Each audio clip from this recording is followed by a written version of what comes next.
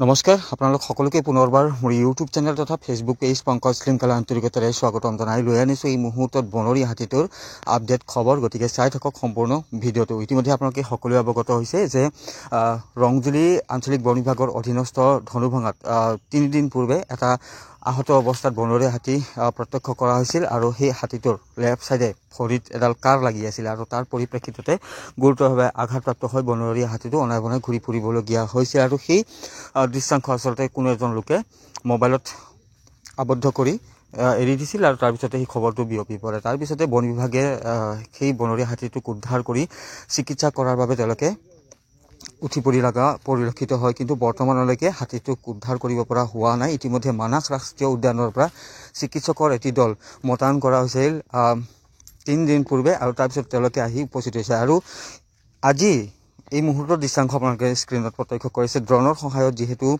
বনৰীয়া হাতীটোক ধৰা পেলাবলৈ তেওঁলোকে প্ৰয়াস কৰিছে। স্ক্ৰীনত আপোনালোকে দেখি আছে 3টাকৈ বনৰীয়া হাতী আছে আৰু এই 3টা বনৰীয়া হাতীৰ ভিতৰতে যি দুটা আপোনালোকে দেখি আছে তাৰ পিছৰ হাতীটো আচলতে এই আহত হাতীটো আৰু এই দুটা হাতী থকাৰ বাবেই এই আহত হাতীটোৰ লগত এই দুটা থকাৰ বাবে বন বিভাগে আচলতে বনৰীয়া এই আহত হাতীটোক উদ্ধাৰ কৰি চিকিৎসা প্ৰদান কৰিব পৰা নাই। তেওঁলোকে প্ৰত্যাহ্বানৰ সন্মুখীন হ'বলগীয়া হৈছে।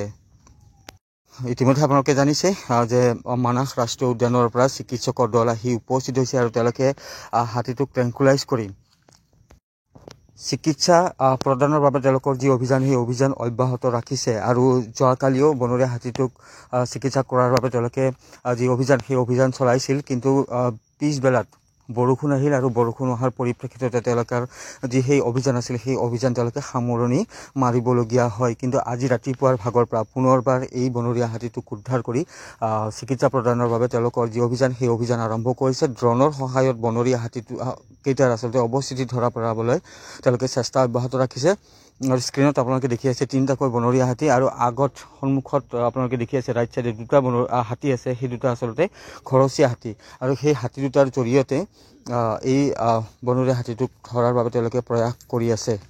তো এনেদৰে আজি 3য় দিনৰ বাবে এইদৰে অভিযান চলিছে বনৰীয়া হাতীটোক উদ্ধাৰ কৰি চিকিৎসা প্ৰদান কৰাৰ বাবে। তো লগতে এটা কথা উল্লেখ কৰিব বিচাৰিছোঁ যে বনৰীয়া হাতীটোৰ ভৰিত যি কাঁড়পাত লাগি আছিল সেই কাঁড়পাত কিন্তু এৰাই যোৱা পৰিলক্ষিত হৈছে।